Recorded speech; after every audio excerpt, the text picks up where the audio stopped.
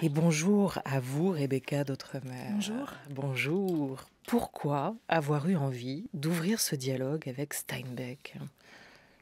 Il y a plein de bonnes raisons, et pas de mauvaises raisons, mais de raisons plus pratiques. On a cherché pendant longtemps avec l'éditeur Tichina, avec qui j'avais déjà travaillé sur Soi. Et je me permets de dire que Le Soleil d'Escorta a été illustré par Benjamin Bachelier. C'est bien un livre de Tichina. Mais pas de moi vous. Non, c'est pas de moi, c'est rien. Mais c'est un très beau livre illustré dans la même collection que Soi. Et donc Soi, adaptation du roman d'Alessandro Baricco. Pardon. Et donc on a cherché longtemps un texte fort, court, mythique, et puis qui puisse me donner envie, avec les éditions Tichina. Et tout d'un coup, je ne sais plus qui a eu l'idée, mais ça nous a paru comme une évidence, évidemment, Les Sourds et les Hommes, le livre de nos adolescences, et que tout le monde connaît en même temps, qui a fait pleurer tout le monde. Il y en a beaucoup. Pourquoi une évidence quand même sur ce livre? Vraiment, en cherchant les titres, je cherchais le petit bouquin qui allait me permettre de faire un travail particulier, comme je l'ai fait dans l'ouvrage qui est paru la semaine dernière. Et oui, tout d'un coup, j'ai pensé à lui et j'ai vu que tout de suite, il y avait un potentiel énorme et que ça correspondait à ce que je pouvais faire et que c'était une opportunité énorme pour moi. Parce qu'il y a des espaces, parce qu'il y a des gueules, parce qu'il y a une histoire forte. Il y a du drame, il y a du sang, de la sueur, de l'histoire. Petit roman et en même temps gros roman graphique, gros livre illustré. Parce que vous gardez tout le texte. Alors, une des mauvaise raison, ce que j'ai invoqué tout à l'heure, c'est que c'est vrai que le roman est très court et ça me permettait de faire, comme je l'avais décidé dès le départ, de proposer une proportion texte-image comme on la voit dans le livre. Alors il faut que je vous l'explique. Je pense que l'objet tel qu'il est paru là, quand le lecteur ouvre l'objet, il se dit avant tout que c'est un livre d'images. La proportion d'images est énorme et pourtant on voulait garder, et on l'a fait, le texte intégral, on n'a pas enlevé une virgule. Donc pour que le texte intégral puisse s'intégrer dans beaucoup d'images, il a fallu mettre beaucoup de pages tout simplement. Et c'est pas une bande dessinée, non. Ça ne fonctionne pas du tout de la même manière. Non, pas du tout. Non, il n'est pas question, sauf à quelques moments de dessin séquencé. On lit le texte par petits paragraphes et on découvre les images de types très différents, de styles différents, avec une relation du texte à l'image différent à chaque fois. Donc ce sont des codes de lecture qu'on propose, à mon avis, qui sont assez nouveaux par rapport à ce qu'on connaît dans la bande dessinée et même dans le roman graphique. Alors, je ne connais pas tous les livres et les romans graphiques qui sont parus ces derniers temps, mais je pense qu'on fait une proposition quand même assez nouvelle. C'est une expérience de lecture assez nouvelle, je pense. Mais sur la fabrique, sur le processus de travail, et après on revient à Des Souris et des Hommes, on revient à Steinbeck, on revient aussi à ce choix-là. Sur la fabrique et la manière de travailler, vous avez-vous le texte à côté, vous l'avez lu et revu, et à partir de là, comment vous faites? Vous commencez le dessin, vous commencez à mettre des images dans votre tête et sur le papier, et après le texte viendra se placer dans la page? Alors, les images ne fonctionnent pas une par une. Il faut déjà repenser le livre dans son ensemble, ce que je fais de toute façon à chaque fois, que ce soit un album de 40 pages ou là, en l'occurrence, de 420 pages. Donc il faut penser à un rythme global qui là fonctionne par chapitre. Et j'ai imaginé chaque chapitre comme un mini-film avec un générique de début, un générique de fin, un prologue, etc. Donc j'ai mis en place, si vous voulez, des types d'illustrations. Alors c'est vrai que c'est difficile à la radio, il faudrait voir les images, mais j'ai mis en place des images d'ouverture qui fonctionnent comme des tableaux, avec des références à, par exemple, du travail photographique qu'on connaît bien de cette histoire, de ce moment d'histoire de l'Amérique. Il y a ensuite des images qui fonctionnent comme des photographies, qui sont là et qui accompagnent ce qui correspond presque aux premières pages de chapitres de Steinbeck, qui sont presque comme des didascalies, qui vont introduire après tous les dialogues entre les personnages, parce que tout ce livre est à 90% ce sont des dialogues. L'écriture de Steinbeck est très dialoguée. Et puis ensuite, donc je travaille le livre dans son ensemble, puis chapitre par chapitre, puis page par page, en travaillant le rythme pour que le lecteur ait envie de tourner la page, d'être surpris, et puis la cohérence évidemment avec le passage illustré. On est au début des années 30, au cœur d'une Amérique en crise, avec des travailleurs, les travailleurs des fermes et des ranchs en Californie, avec les saisonniers aussi, avec George Milton, le malin, et Lenny Small, le simple d'esprit, qui n'aime rien de plus que de caresser des choses si douces. On va écouter l'auteur nous présenter ces personnages. Ils étaient vêtus tous les deux de pantalons et de vestes en serge de coton bleu à boutons de cuivre. Tous deux étaient coiffés de chapeaux noirs, informes, et tous deux portaient sur l'épaule un rouleau serré de couverture. L'homme qui marchait en tête était petit, vif, brun de visage, avec des yeux inquiets et perçants, des traits marqués. Tout en lui était défini, des mains petites et fortes, des bras minces, un nez fin et osseux. Il était suivi par son contraire. Un homme énorme, un visage informe, avec de grands yeux pâles et de larges épaules tombantes. Il marchait lourdement, en traînant un peu les pieds, comme un ours traîne les pattes. Ses bras, sans osciller, pendaient ballants à ses côtés.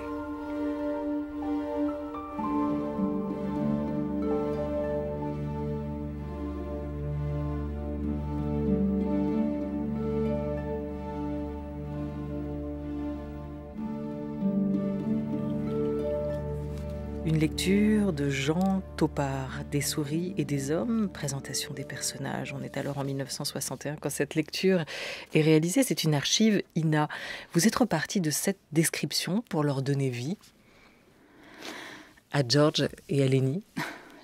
Je vais vous dire, bien sûr, j'ai lu le moindre détail du texte qui pouvait me servir pour mettre en image les personnages, les lieux, etc.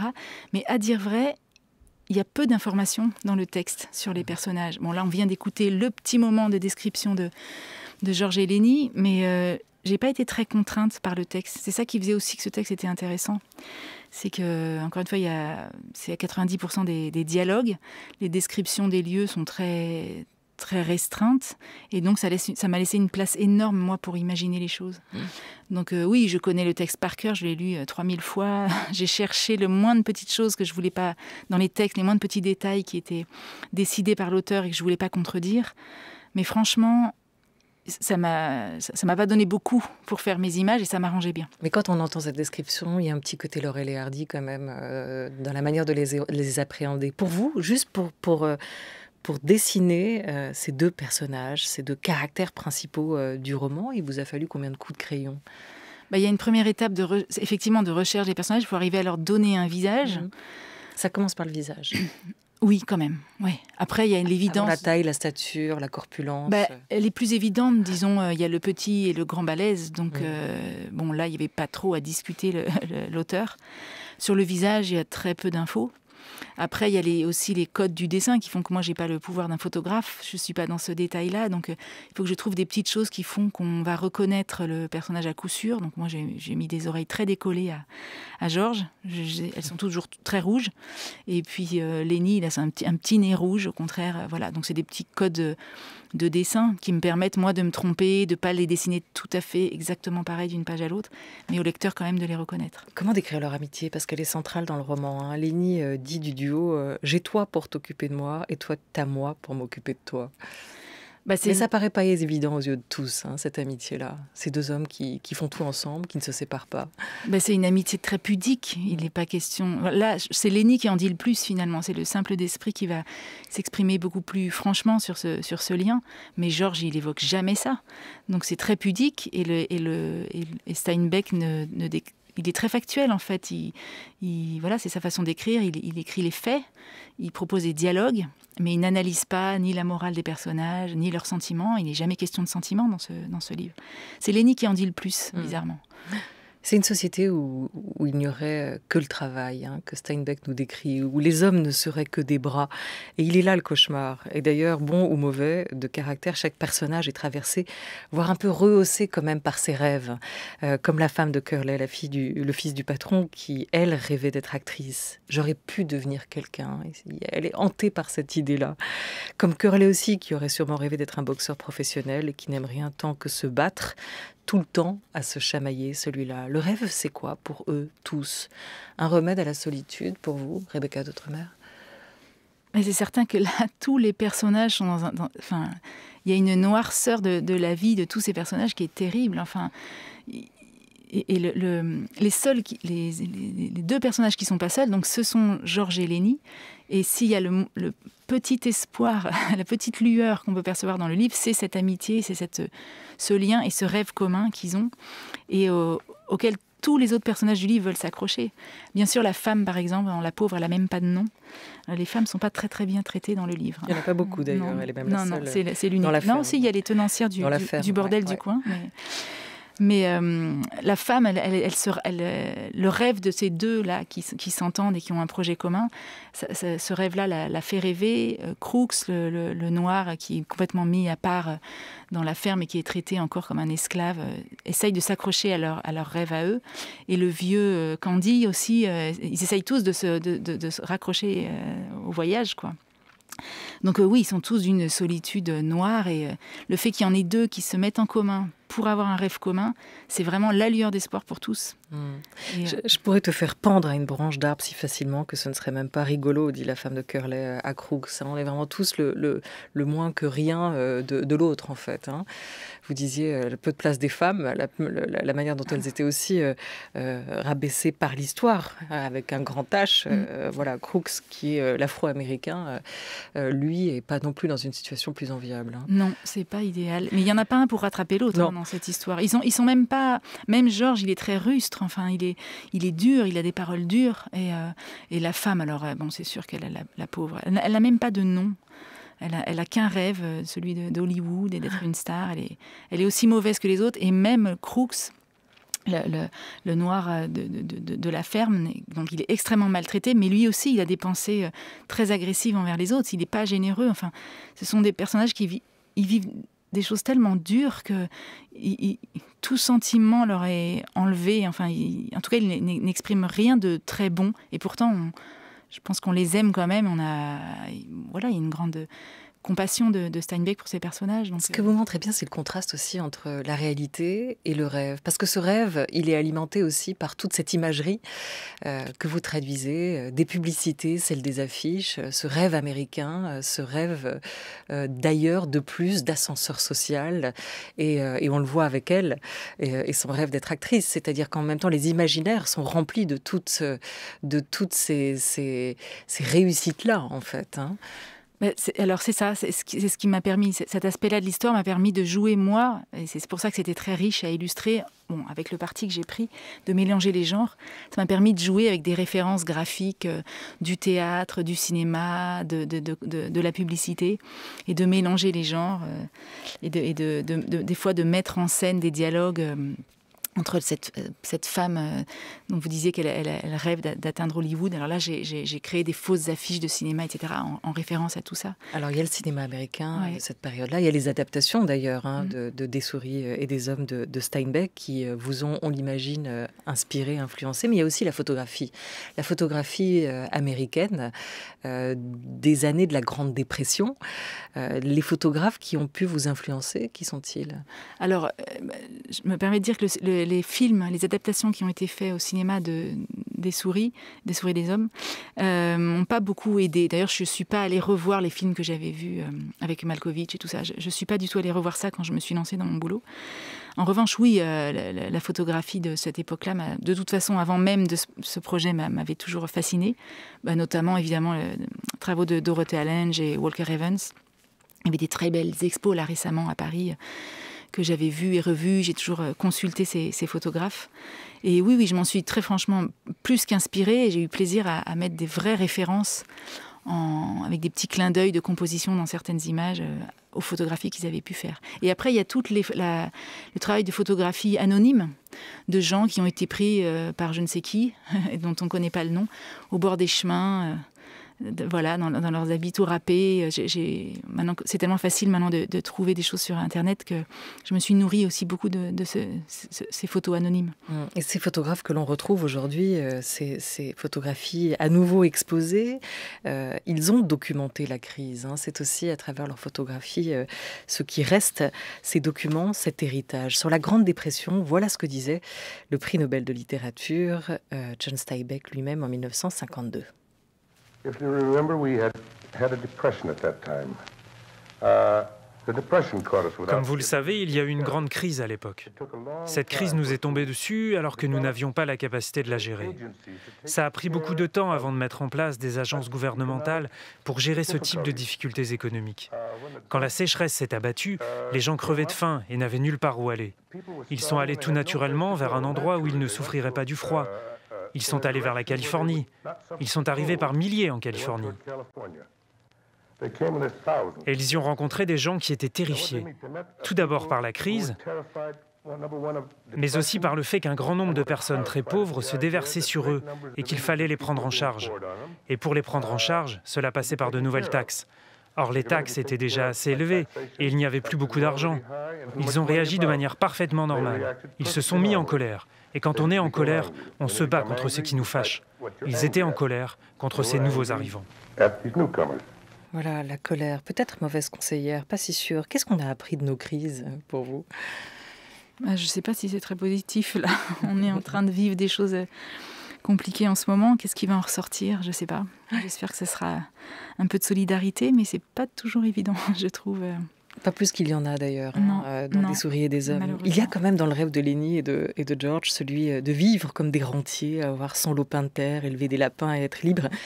Quelque chose qui relève aujourd'hui du rêve général, comme il y avait hier la grève générale, une aspiration à vivre peut-être simplement, qui résonne étrangement dans cette période de crise sanitaire et dans cette ambiance de pré-confinement. Mais, et ça c'est Robert Burns, le poète écossais du XVIIIe, qui le dit, les plans les mieux conçus des souris et des hommes ne se réalisent pas.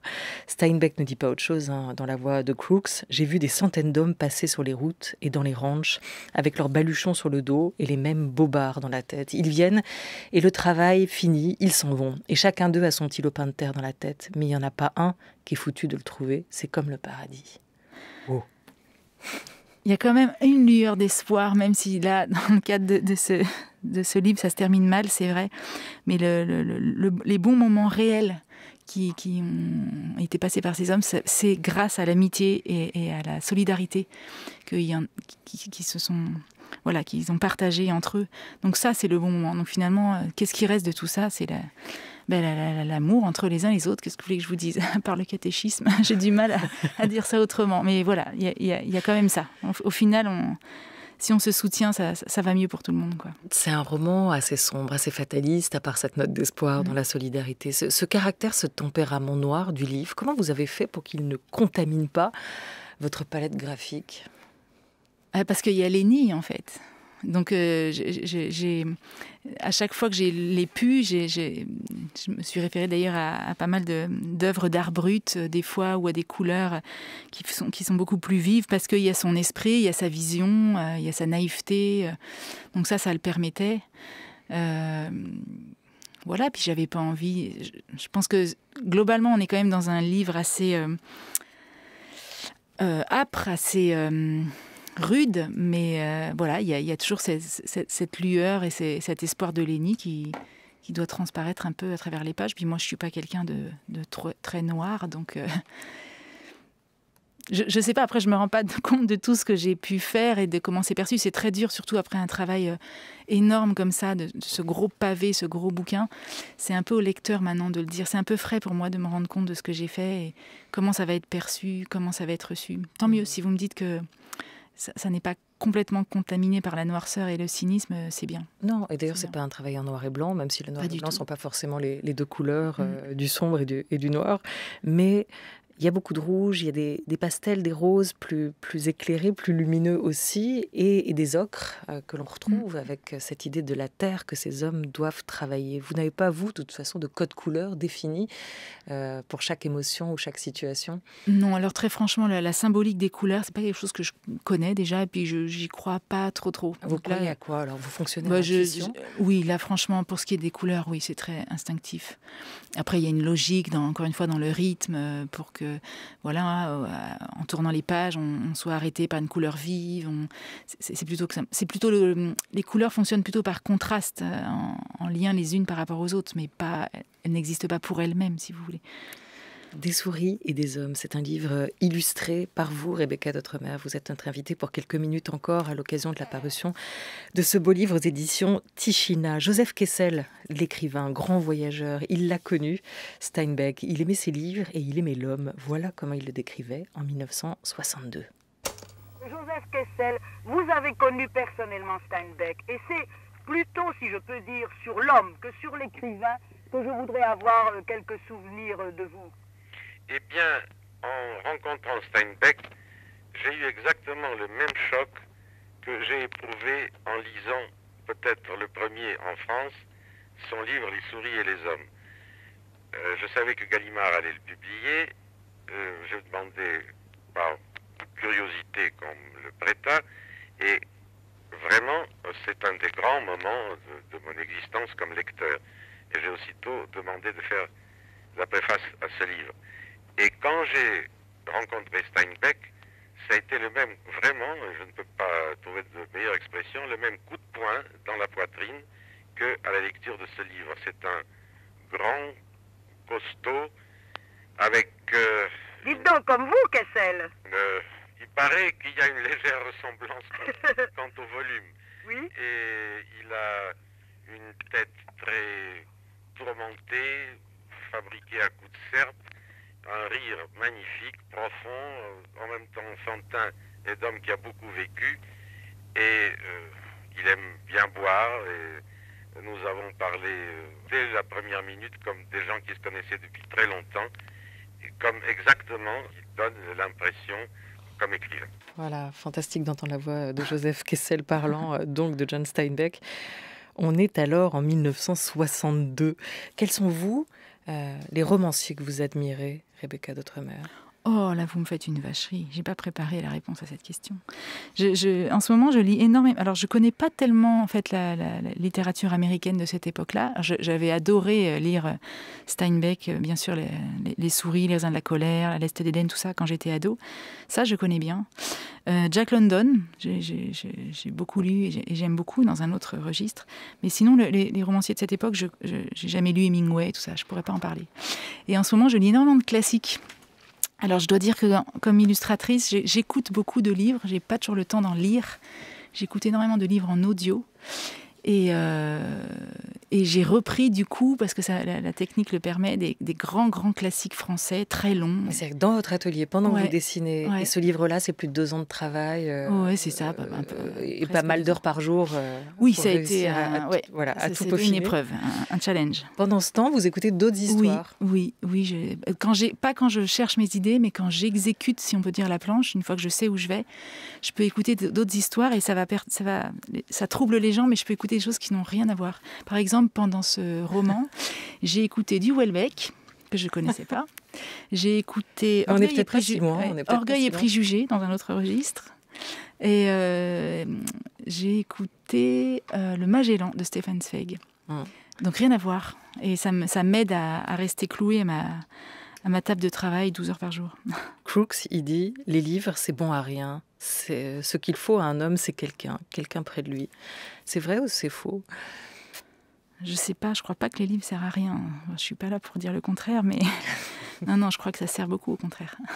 On l'a vu pendant le confinement, le besoin de lecture, l'envie des gens de retrouver à la fois des grands classiques, mais aussi des nouveautés, le succès qu'ont eu les librairies à leur réouverture.